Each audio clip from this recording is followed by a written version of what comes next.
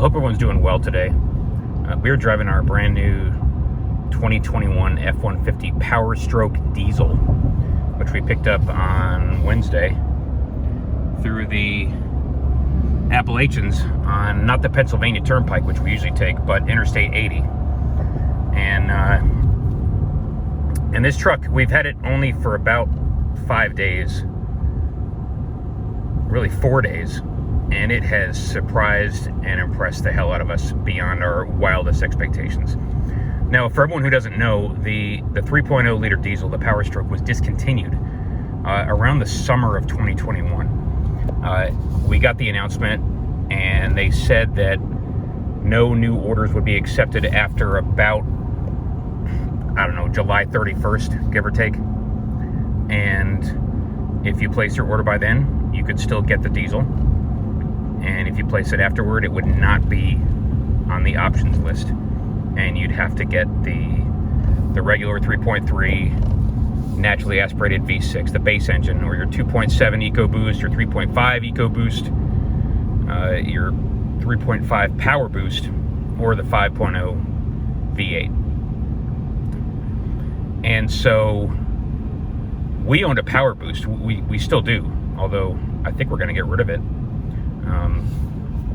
Look at the price of diesel, by the way. $5.47. It's almost going up by the day because of the situation in Ukraine. But in any case, we've got a PowerBoost, and we love that truck in a lot of ways, almost every way. But the Achilles heel of the PowerBoost is the gas mileage when you're towing, or when you've got it under any amount of load. And we do a lot of towing. We drive probably 50,000 miles a year, and a whole lot of that time is spent with the trailer hitched up. You see today we've got a 12-foot U-Haul, and we tend to tow a lot of 12-foot U-Hauls because we wind up in places where, we didn't bring our trailer with us, and all of a sudden we've got to tow, 3 pallets of freight somewhere, and, you just go grab a U-Haul, problem solved. And the 12-foot U-Haul, the enclosed, handles really well. It handles exceptionally well because it's low to the ground. It doesn't have a V nose, but the edges you see are rounded, and so it's somewhat streamlined. And it's a compact trailer. It's not very tall on the inside,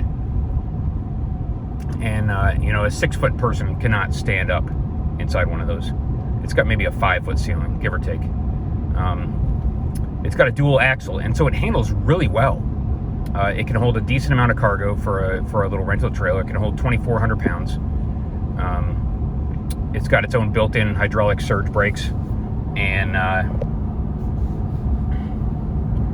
so in a great many ways, it's an excellent option when you're, away from home, didn't bring your trailer, and you have to do some towing. And so look at the MPGs on this thing. We have been going for a couple of 100 miles already. We picked up a load of 3 pallets of freight in New Jersey, just outside New York City, yesterday afternoon, and then basically hit the road back to Michigan, where we live. And we've been going through some pretty steep mountains, the Appalachians on Interstate 80. It's a similar, I'd say it's about as steep in terms of the ascents and the descents that you go up and down compared to Interstate 76 or the Pennsylvania Turnpike. But no, our gas mileage, our average gas mileage, 17.5 miles to the gallon. And that's just absolutely tremendous. The PowerBoost, on the other hand, gets about half that, especially when you're going up and down mountains and up and down, steep descents and ascents with a trailer. The PowerBoost, it has mountains of horsepower and torque, 400 plus horsepower, 500 plus pound-feet of torque, and so it will gladly tow any trailer you hitch up to it. But it will devour gas like a monster. And even in cases where diesel is substantially more expensive than gasoline, as it is right now, when you're getting double the gas mileage, using the diesel that you are using the PowerBoost, or really the EcoBoost, any turbocharged Ford engine. That makes up for it. That makes up for the extra cost of diesel, and then some. More than makes up for it. When we were driving it earlier, sorry, we're manually shifting the gears.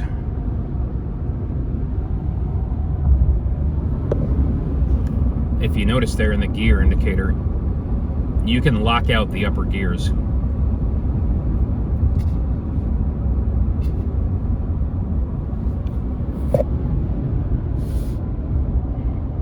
Just by hitting the plus or minus on the gear shift lever. And this truck, like all trucks should, this truck has a column shifter. It doesn't have that stupid console shifter that the PowerBoost has, and it doesn't have. You know, we've driven a Suburban in the last couple of weeks. We've driven a couple of Ford Expeditions, and they've all got these really gimmicky, tacky shifters. You know, the Suburban has this like really stupid push button arrangement just to the right of the dashboard. The Expedition has like the dial shifter, the rotary thing that Dodge first came out with. I want to say, I don't know, 2013 time frame, when they updated the Ram. Could be wrong on that, but we first saw the dial shifter on a Dodge, what's that SUV of theirs? It's like the Durango, I think. And the dial shifter, the rotary shifter, is an ergonomic nightmare, because any control that you have to look at in order to operate is a badly flawed control. You should be able to operate all of the controls by feel. Okay, you see we're starting to lug it a little bit. It's down below 2,000 and we're going up a pretty steep hill. So we're just gonna hit the down, you know, the minus button, and that locks out your upper gears. We've locked out the top 4 gears in this case, because we're going up a pretty steep hill. But the column shifter is the correct shifter for a truck. You do not need a console shifter in a truck. It's not a sedan. And you definitely don't need that dial shifter, and you definitely don't need that stupid push button shifter that they got in the Suburban. And so in any case, we're exceptionally happy with this truck, and not just because of the towing MPGs. When it does not have a trailer on it, it gets in the upper 20s, like 28 miles to the gallon, 30 miles to the gallon. When you're just driving on the highway, going highway speeds. In the PowerBoost, the only way we ever got the EPA 24 MPGs was when we were keeping it at like 55 or 60 or maybe 65 at most. And so this thing, you don't have to try to get good mileage. You just get on the highway and you just go your normal speed, 65, 70, 75, and it will get well into the upper 20s, if not 30 miles to the gallon. And so, you know, compared to the PowerBoost, where we got routinely somewhere between 18 and 20, maybe 21 MPGs, usually between 18 and 20, going at comfortable highway speeds, which in our case in the Midwest, it's, you know, between 65 and let's say 80. This thing gets, again, without a trailer, well into the upper 20s, if not 30 miles to the gallon, without trying. And so for somebody who puts a ton of miles in their truck, as we do, this is just an absolute workhorse. The Powertrain feels great in terms of the step off when you first get started from a standing start, and also when you're at highway speeds. You know, we're not pushing it because it's rainy and it's a slick road and we got a trailer and we just rather not wind up in a ditch. But it does not have trouble gaining or holding any speed you set.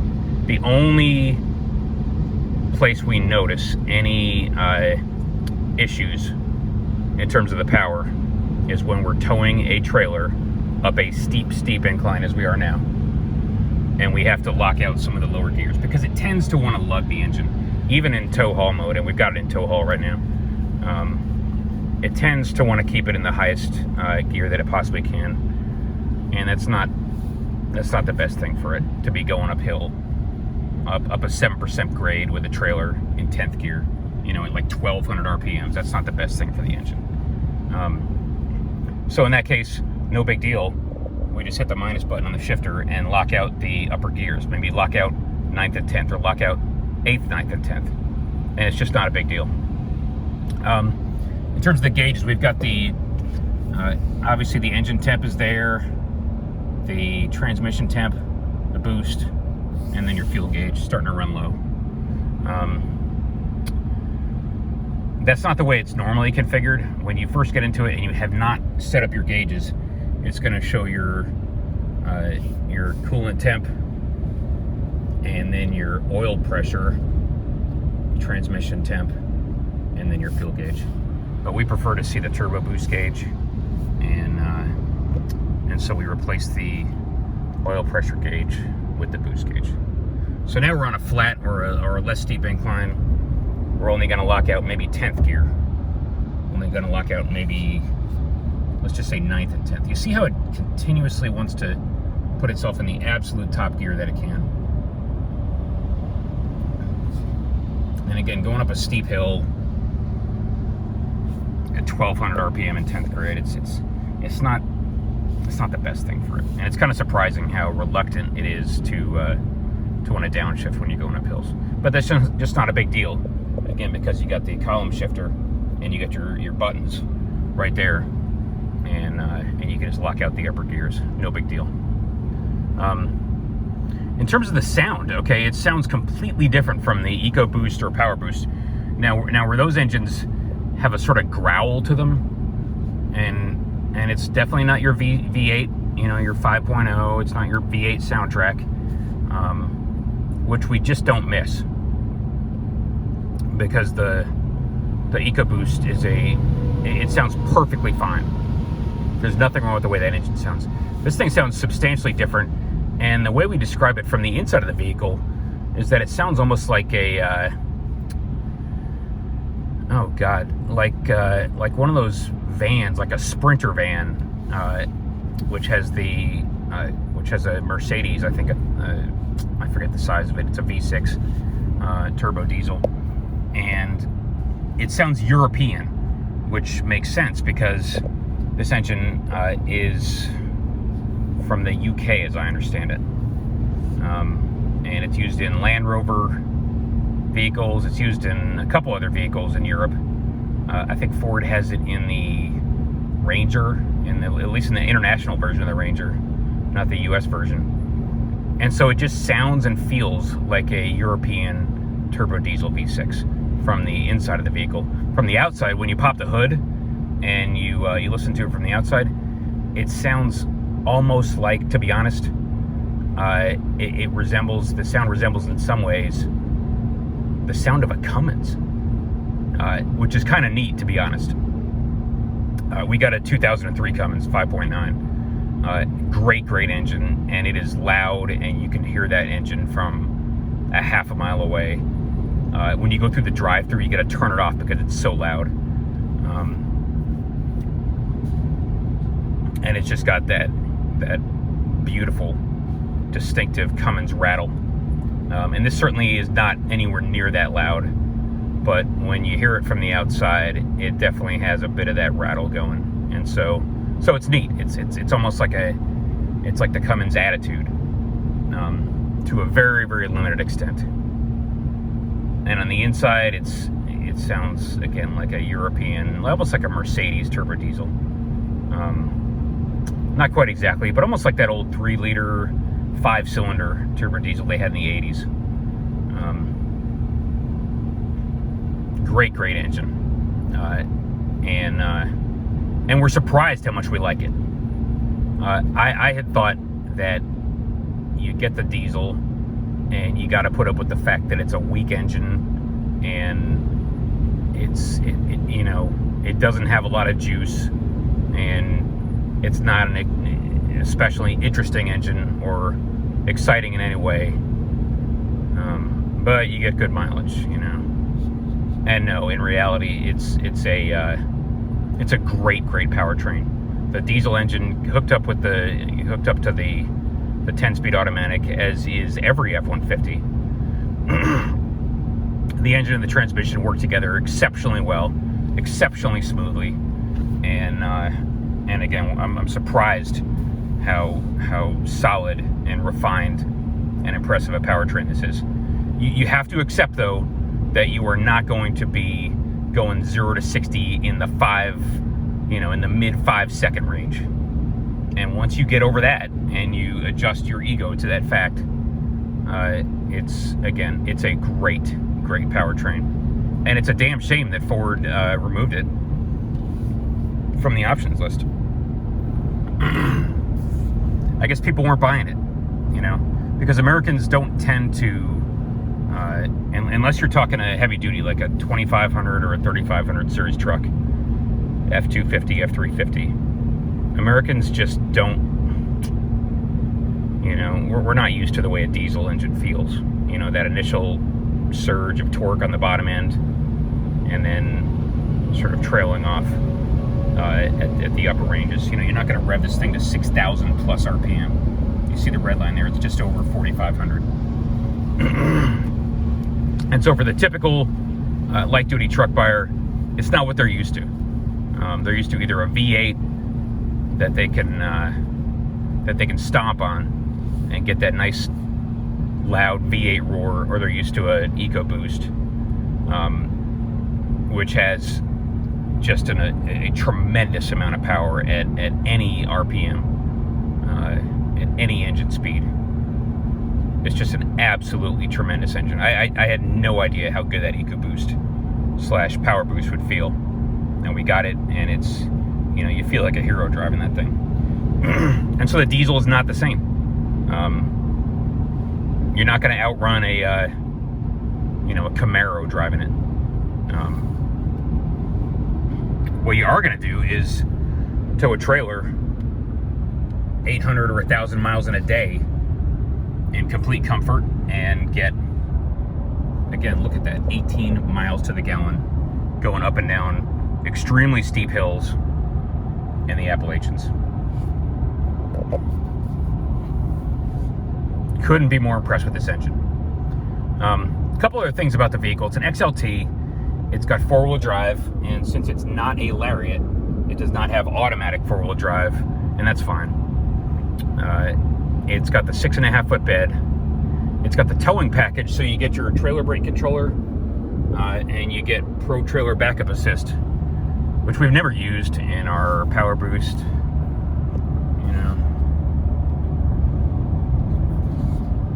One of these days we might use it. Just not yet.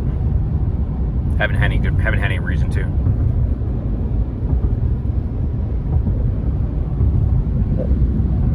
Got some nice scenery here in Pennsylvania. It's got the cloth seats, and that's fine. We don't mind cloth seats. It does not have a sunroof. It does not have a sliding rear window, and that's fine also. We would not have ordered those in our PowerBoost, and we've got them. And to be honest, we basically never used that sunroof, the big panoramic sunroof. We use the sliding rear window a decent amount, but we don't miss not having it. It's got what I think is one of the most important safety advancements in the last 30 years, which is the lane keeping and lane centering system. Similar, although not identical, to the Tesla Autopilot version 1, which came out around 2015, ran until about 2017 when they upgraded it. And it's a great system. It's a tremendous system when you're driving long distances, because it keeps you in the lane, and it speeds up or slows down with the flow of traffic. And you still need to pay attention. You still need to supervise, essentially. Keep your hand on the wheel. But in terms of reducing your workload and your stress level and your exertion level, it cuts down your workload 90+% when you're on a long trip. I mean, absolutely miraculous. And they really don't have it in a lot of vehicles. They got it in the F-150, they got it in a couple others. I don't think the Super Duty has it, because we spent a lot of time specking out, you know, various Super Duty setups. And it's got adaptive steering, which changes, I think, the ratio based on your speed. But I don't think it has lane keeping and lane centering. And lane keeping, again, is the system that keeps you from drifting outside your lane. So it's like a fail-safe if you're texting or, you know, admiring the scenery or what have you, and all of a sudden you're starting to drift out of your lane. The lane keeping system will catch you at the last minute and kind of bounce you back into the lane like a bumper.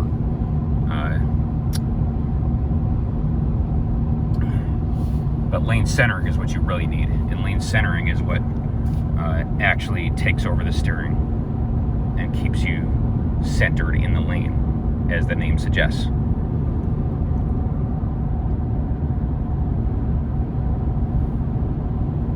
It's hard to imagine actually driving or buying a new vehicle now that does not have this. Because with the amount of driving we do, having the truck do the majority of the driving is again, it's life-changing. It's got the 12-inch screen. It's got Sync 4, which is wireless. And you might think, well, wireless sync, that's kind of it's not really essential. Just plug in your phone. You know, Sync 3, you got your phone plugged in and it still works. But once you get used to Sync 4, which is wireless, it's just one less thing to have to think about. You know, you get in the vehicle, turn it on, and your phone is paired up to the vehicle. And if you want to plug it in, you can, and if you don't, then you don't have to. So once again, we're going up an exceptionally steep grade. We've locked out the top 3 gears. RPMs are like 2250 or so, and it's happy. Surprising with the tow haul mode that it doesn't just do that by itself, but it's no big deal to do it ourselves. Again, thanks to this column shifter, where you can just find those buttons super easily and make the adjustment. Something that we'll point out, and it's not a huge deal, but if you tow a lot in the mountains, it's mildly annoying. This truck does not have an exhaust brake, otherwise known as a turbo brake. And so on long downhill stretches, if you start to pick up speed, you're going to have to use the brakes to slow the vehicle down. And as we've talked about before, the problem with that, especially on a slick road like we're on now, is that if you're using a lot of friction braking coming downhill, you run the risk potentially in a vehicle with electric trailer brakes or with electric over hydraulic or what have you, of locking up the trailer brakes, assuming you haven't set the gain properly or adjusted it based on the fact that it's raining, and then your trailer is going to come around on you and you're going to have a bad day. We'd really have appreciated it if Ford had put a turbo brake on this thing, like we have on our Duramax. It makes it 1,000 times safer going up and down the mountains with a heavy load with a trailer to have that exhaust brake to slow the truck down and to just hold the speed as you're coming downhill with a big heavy trailer. It keeps that trailer from wanting to essentially turn you into a runaway train and ruin your day coming down hills. And so the fact that Ford doesn't have it on there, we can live without it, but having it on our Duramax and getting used to it on that Duramax, it's that is almost as much of a life-changing feature as the lane keeping system, in terms of the safety and in terms of the reduction in your workload. A couple other things to mention. We got the automatic climate control as before. For 2022, I guess they got rid of those numbers in the dials.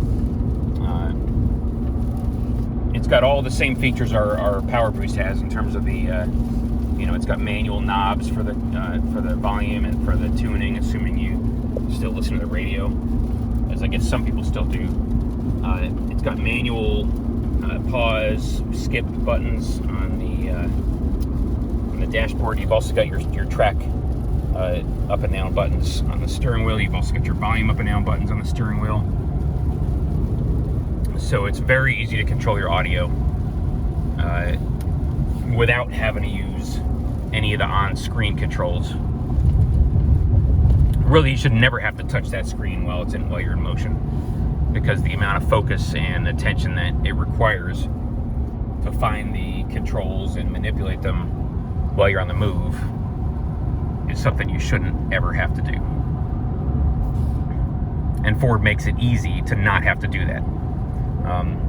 The overall ergonomics of this interior and this layout are absolutely spectacular. It makes getting in any other vehicle just a monumental hassle, and you realize how good it is even when you get in the Expedition, which as of 2020 or 2021 still has the older steering wheel and still has the smaller screen and still has the older controls. Ford has continued to improve and upgrade the controls and the layout of everything to where it's just exceptionally easy to figure it all out and use it, and it becomes second nature. So compared to the Suburban, the dashboard in the Suburban is just absolute crap. The shifter on the Suburban is terrible. The steering wheel controls are no good. Really, the only good thing about that Suburban is the fact that it's got a nice big screen, and your CarPlay can use the entire screen, all the way to the outer edge. On the F-150, for whatever reason, Ford, in their wisdom or lack of wisdom, have decided that your CarPlay is only going to occupy, I'm going to say, about an 8-inch portion of that 12-inch screen. So it does not live up to the potential of the screen. Now, if you switch to the nav, as we've talked about in the past, if you switch to the factory nav, yeah, you can blow it up to where it occupies the entire 12-inch screen. But the factory nav really isn't that good. We've tried it. We've tried all the different apps. We've tried Apple Maps, Waze, and Google Maps, and Ford factory nav. And Google Maps, as far as we're concerned, is the one to go with.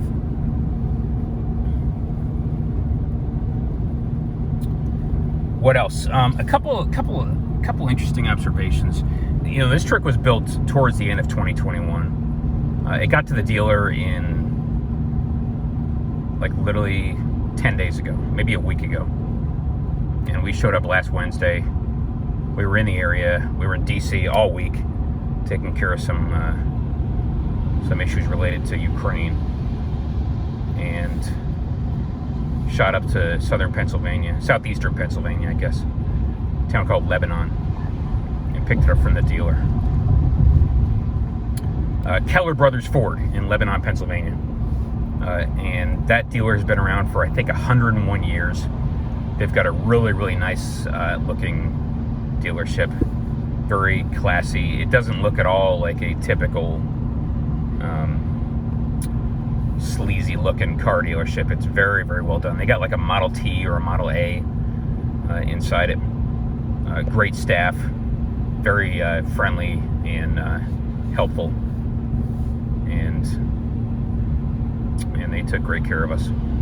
We actually got it for sticker, which was $58K minus $2,500 in rebates. And so they weren't doing anything like what you hear about, where these dealers are sticking $20,000 on top of the price of the vehicle. They took exceptionally good care of us. And we could have tried to beat them up on the price, but it just, you know, we were more than happy with the deal we got. If you are interested in a diesel F-150, a PowerStroke Diesel 3.0 F-150, there are still some to be had. Okay, but we had to do a nationwide search, and the Ford website is not super helpful in that regard, because you put in a zip code and it'll only tell you what's available in a 100-mile radius. And so at first we tried Southeast Michigan, where we live, and then we tried the Chicago area, Columbus, Cleveland, Cincinnati, you know, the whole Midwest, Indianapolis. And, you know, there were some available, but they were like XLs, totally stripped. And then we searched Texas, and then we searched the Southeast, searched the West Coast, you know, the whole country again. And there were maybe a dozen or so on the dealer lots, but none of them had the options we wanted. Specifically 4-wheel drive, the 6.5-foot bed, and the lane keeping system, and the Sync 4 with the 12-inch screen, and an XLT. And eventually we found this one again in Lebanon, Pennsylvania.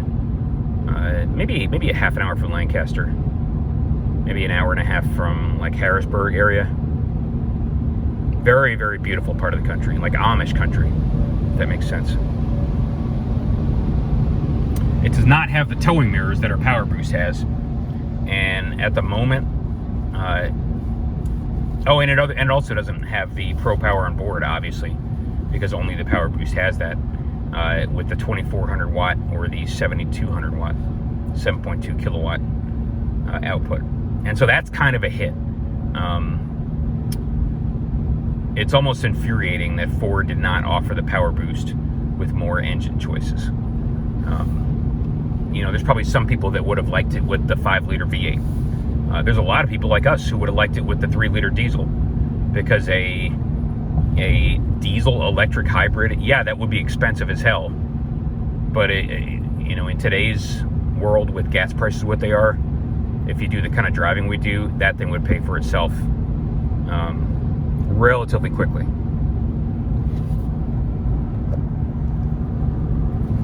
And by quickly, we mean over the course of a couple years. And then you get all the benefits of a diesel powertrain, and probably a little bit more of a boost in gas mileage.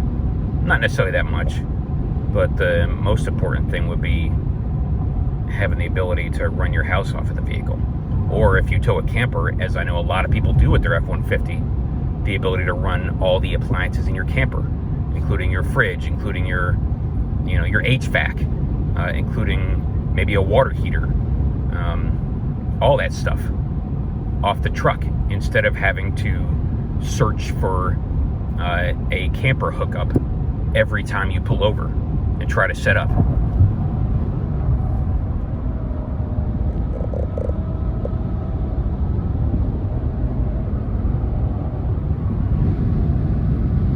Again, lots of natural beauty here in Pennsylvania. The GVW, it's less than our PowerBoost because we've got max tow in the PowerBoost. This thing does not have the max tow package. So our GVW is like 7,100 in this. So it's down 250 pounds. The axles have, I want to say the rear axle is, well, we'll pull over in a little bit and we'll show it to you. But it's definitely not quite the GVW and towing capability of the PowerBoost. One thing we concern ourselves with a lot is the fifth wheel or gooseneck capability. The PowerBoost can tow a 9,100 pound gooseneck, limited of course by the Payload, which determines the maximum pin weight you can use for a trailer, and the pin weight should be somewhere between 15 and 20% of the total weight of the trailer for the purpose of stability and things like that. So the PowerBoost can tow a 9,100 pound gooseneck or fifth wheel.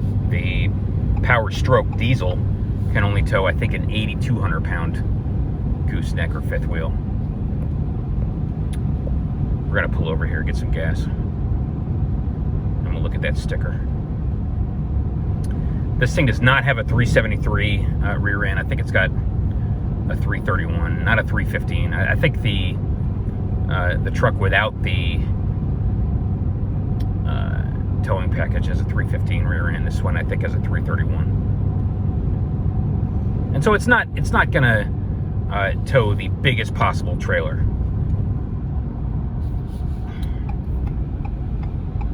I mean, neither will the PowerBoost. If you want to tow the biggest possible fifth wheel or gooseneck, you're going to have to get the heavy-duty payload package with either the 3.5 EcoBoost or the 5-liter V8.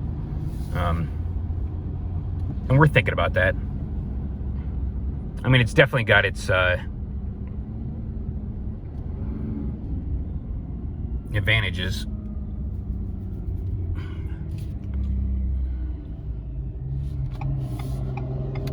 The problem, though, is that it's limited in the powertrains that you can get it with.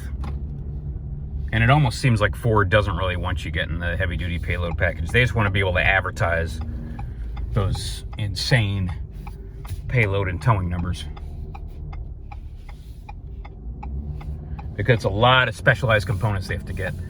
The rumor was they had to use a completely different frame for the heavy-duty payload package. Some people have said that's actually not the case, but it definitely has a stronger axle and stronger suspension components. You get like around 500 or 750 pounds of additional payload. A lot more engine cooling, more transmission cooling, so on and so forth. And so, I mean, in a perfect world, we'd have a hybrid diesel F-150 with the heavy-duty payload package. But obviously, that's not going to happen. And to be honest, at this point, given how well this truck drives, we just as soon give up the hybrid and the Pro Power on board and keep the diesel powertrain. Some of the interior bits on it, like like this here, it almost seems like they're using a cheaper grade of plastic than what came in our PowerBoost. And this here, this used to, in the PowerBoost, this has like it's got like almost like a street map of downtown Detroit. And so I wonder if, like, given all the supply chain challenges and parts shortages that the auto industry is experiencing, if they've had to kind of not necessarily cheap out, but just change the some of the materials in the interior. Nothing to complain about whatsoever, but it's just something we notice.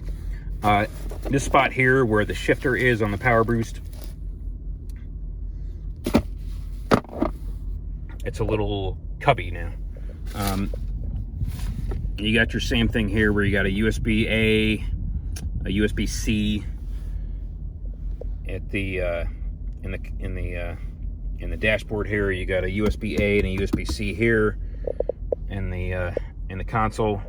The console itself is absolutely gigantic.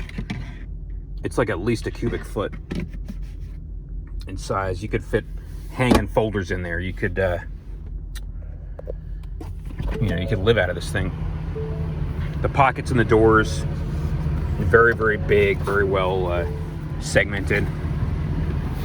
Sorry about the noise level here. We're at a truck stop.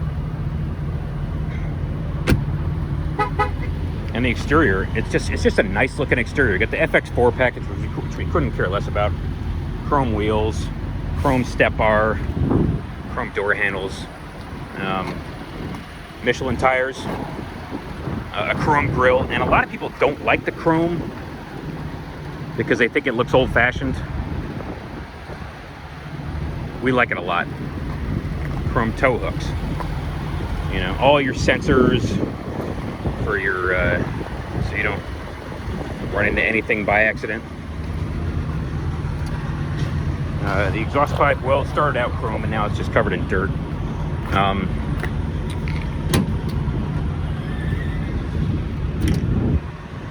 You can't use it with a trailer hitched up, but it's got the step built into the tailgate, and that is a life-changing invention. You got your fuel filler here, and you got your DEF filler there. And then check out the sticker. Okay. Max payload is about 1,600 pounds. That's actually more than in the PowerBoost. I think because it's got such a light curb weight. And then your GVW. Okay. 7,100 pounds, down from 7,350. Your front axle is 3,750, which is down from, I think, 4,000 in the PowerBoost. The rear is 4,050, down from 4,150 in the PowerBoost. So it's, you know, it's down a little bit. Nothing really to complain about. But again, we'll cut it short here. Overall, we could not be happier with this truck. And we are exceptionally glad that we found it. And it's a damn shame that Ford saw fit to get rid of it. But as we've said many times in the past, Ford is in touch with the demands and the tastes of their users more so than almost anybody. And I guess the way the market was headed, Ford decided everybody loved the PowerBoost and they were abandoning the PowerStroke in huge numbers when the PowerBoost came out. And that's really, I think, because of the monumental, the absolutely massive amount of horsepower and torque that the PowerBoost has, but also because of the EPA 24 city and 24 highway rating, which in our opinion is a crock. It doesn't really add up. You know, you're going to have to try real hard to achieve 24 city and highway on a PowerBoost. You're going to have to baby it. You're going to have to keep your speed below 65. And who actually does that in reality? Nobody. And then you hitch up a trailer to that PowerBoost and you are looking at single-digit MPGs. And if you do a lot of towing over hundreds or thousands of miles, that will hurt. That will be exceptionally painful. And so for somebody like us, we do huge amounts of towing. No, that PowerBoost was not the answer. And this thing, we think this is going to be our new truck going forward. It feels like more of a truck. The ride is not as smooth as the PowerBoost. And again, because the curb weight is so much less. I think the curb weight on this thing is like 5,100 pounds, give or take. That might be a little bit off. But it's, you know, it's got stiff springs like a pickup truck tends to have. And as a result, you feel the bumps more, and it just has that sort of springy feel. Much more so than the PowerBoost, which is a heavier truck. And as a result, it glides a little bit better over the bumps. The PowerBoost has about the best ride of any truck we've ever driven. Most composed and just refined and solid and smooth. This thing is a little bit less so. Again, your outlet here, it's a 400 watt. It's not a 2400 watt. You got a 12 volt here, which you do not have on the PowerBoost. Right here on the PowerBoost, you have a, it's like a circuit breaker button. A keyless ignition, keyless entry. You never even have to take the key out of your pocket. You touch the door handle when you walk up to it, and it unlocks. And then you touch the door handle. There's like a little spot on the door handle when you park it and leave, and it locks the truck. Okay, I think that's about all there is to say about this truck. Again, we are very happy we found it, and the way it's running, we will probably get rid of our PowerBoost and wait until they come out with a Super Duty that has Pro Power on board and get that. Thanks, everyone. We will talk to you later.